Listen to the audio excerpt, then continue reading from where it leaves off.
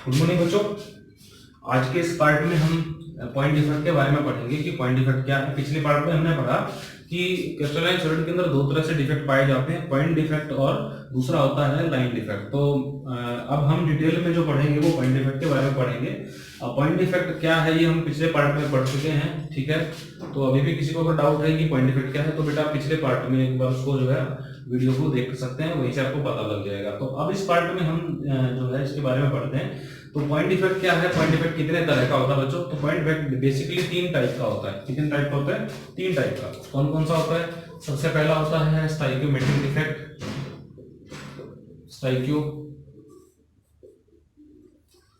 Stoichiometric defect. दूसरा होता है बच्चों नॉन स्टाइकियोमेट्रिक डिफेक्ट, और तीसरे नंबर पे होता है इम्प्योरिटी डिफेक्ट। तो तीन तरह से डिफेक्ट जो पाया जाता है, पॉइंट डिफेक्ट तीन तरह से होता है, स्टाइकियोमेट्रिक, नॉन स्टाइकियोमेट्रिक और इम्प्योरिटी डिफेक्ट। तो स्टाइकियोमेट्रिक का मतलब होता है बेटा एलिमेंट्री को कहते हैं स्टाइकियोमेट्री। ओके, एलिमेंट्री को क्या कहा जाता है? स्टाइकियोमेट्री। तो ऐसा डिफेक्ट जिस डिफेक्ट के अंदर या जिस डिफेक्ट में अगर डिफेक्टेड क्रिस्टल है, यानी कि जिस डिफेक्टेड क्रिस्टल के अंदर एलिमेंट्री एज इट इज रहे। एलिमेंट्री का मतलब होता है फार्मूला एज इट इज रहे, यानी कि फार्मूला डिस्टर्ब ना हो लेकिन उसमें डिफेक्ट पाया जाए। यानी कि डिफेक्टेड क्रिस्टल है लेकिन डिफेक्टेड क्रिस्टल होने के बावजूद भी कंपाउंड का फार्मूला एज इट इज है, यानी कि फार्मूला डिस्टर्ब नहीं हुआ।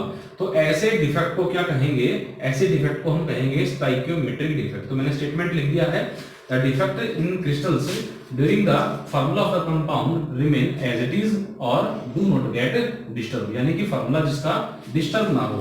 तो इसको बेटा आप कुछ ऐसे समझ सकते हैं, जैसे मान लिया मेरे पास क्रिस्टलाइन सॉलिड है, सपोज सोडियम क्लोराइड NaCl सबसे कॉमन सा एग्जांपल है। तो NaCl में आप जानते हैं फार्मूले के अंदर जितने सोडियम के एलिमेंट्स होंगे या जितने सोडियम के आयंस होंगे उतने ही क्लोराइड के आयंस होंगे, यानी कि सोडियम और क्लोरीन के आयन का रेशो, इनके एलिमेंट्स का रेशो बिल्कुल क्या एकदम सेम है।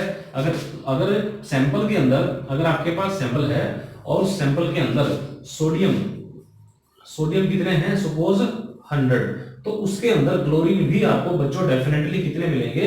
100 मिलेंगे, क्योंकि फार्मूला आपको ये बता रहा है 1:1 का रेशो है ना। तो 1:1 का रेशो का मतलब ये हुआ कि एक सोडियम के साथ एक ही क्लोरीन अटैच्ड होगा। अगर आपके पास 100 सोडियम होंगे तो कितने क्लोरीन अटैच होंगे? 100। तो इनके साथ रेशो ये रहेगा, यानी कि 1:1 का रेशो। ओके, ठीक है।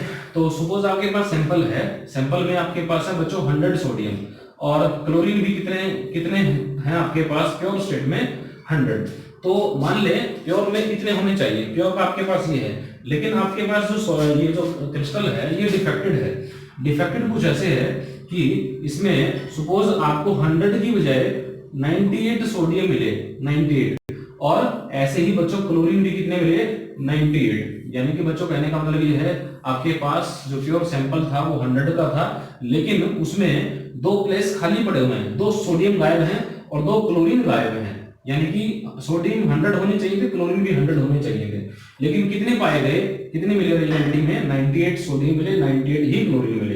तो 2 सोडियम कम है और 2 क्लोरीन कम है, लेकिन बच्चों फिर भी इसके बावजूद आप देखें कंपाउंड का फॉर्मूला एज इट इज है, जितने सोडियम है उतने ही क्लोरीन है। यानी कि अगर कंपाउंड का फॉर्मूला डिस्टर्ब ना हो, कंपाउंड का फॉर्मूला बच्चों एज इट इज रहे, तो ऐसे डिफेक्ट को क्या कहेंगे? Stoichiometric defect. इसका उल्टा हो जाएगा नॉन स्टाइकियोमेट्रिक। तो बच्चों नॉन स्टाइकियोमेट्रिक का स्टेटमेंट आप अपनी तरफ से लिख लें। वहां पर आप क्या लिखेंगे?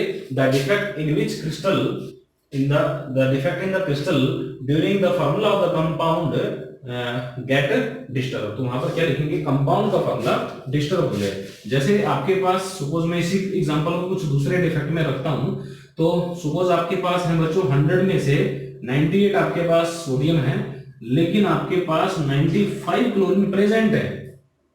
मैंने कहा 100 के सैंपल में 100 सोडियम 100 क्लोरीन के सैंपल के अंदर आपको कितने सोडियम दिखाई मिल रहे हैं? 98, और क्लोरीन कितने मिल रहे हैं? 95।